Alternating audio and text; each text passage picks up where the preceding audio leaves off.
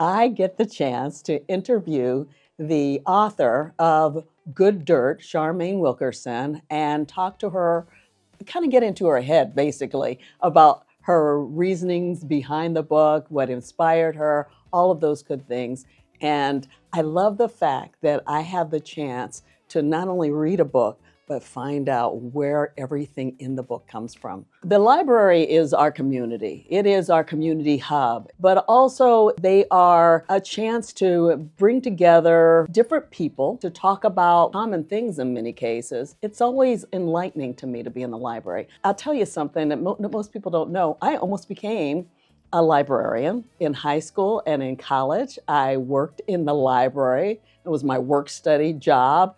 When I was in college, I loved it. I thought about going to get my master's in library science. I've always enjoyed the community of a library.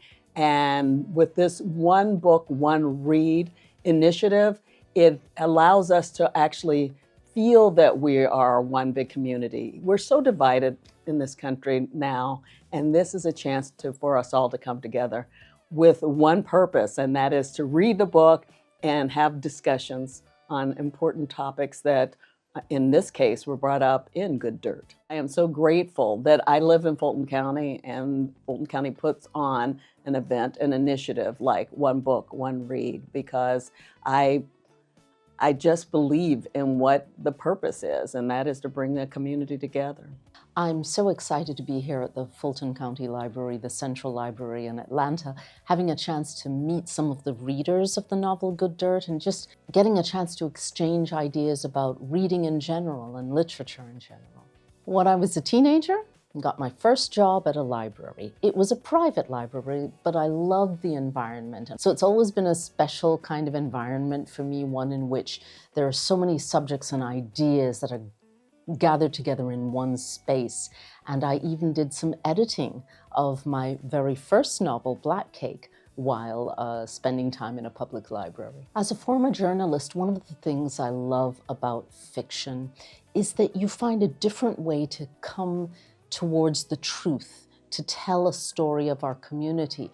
And I love that this novel allows me to follow my imagination, invent a family, invent a story, but at the same time it allowed me to do a lot of research into the history of life in the South of the United States, life in the North, and the ways in which people really lived in the past, and incorporate that into an invented story. Stories that have characters like mine. You know, often people who look like me or who may have come from a background like mine, American-born, spent time in the West Indies. My parents are multicultural, but raised in the West Indies. You know, and I wrote a book about the quintessential American family, right, from New England. Often people say, like me, say, it would be nice to see more stories like this in the pages of a book. And often there are people who say, yes, I would like to see people who look like me or talk like me or have stories like mine in a book. But I grew up reading all sorts of things. And I grew up reading stories written by people who look nothing like me or nothing like me. And so I think, yes, stories do cross cultures. And here's an important thing. When we often talk about wanting to see more voices, a greater variety of voices, especially within the United States, in the pages of a book, it's not just for the people who look like those characters. It's for everyone. I mean, these are books for everyone. It's just that sometimes people forget that, yeah, those of us who say, gee, I haven't heard any stories about the Black seafarers, but my great-grandfather was a whaler in Massachusetts. Well, of course those stories might be interesting to someone else because I've read other people's stories and I still read other people's stories. Yeah. And what I see when I read other people's stories is the commonality. Isn't it always about the same few things? Isn't it always about loss and longing and betrayal and love and friendship and community and injustice? Isn't it always about the same thing? True. That's true. Very, very, very true.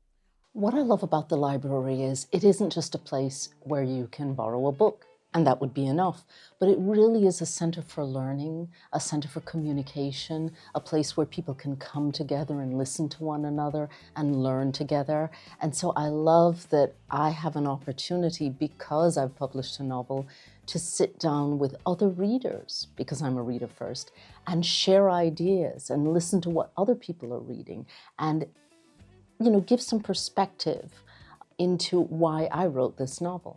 I'm just very excited to be here in Atlanta. I've been here before, but it's wonderful to be here in the Fulton County Library system, in this beautiful central library filled with light. And I'm really feeling very privileged to be here and have a chance to meet readers, meet members of the community, and share a bit about what is on my mind as an author.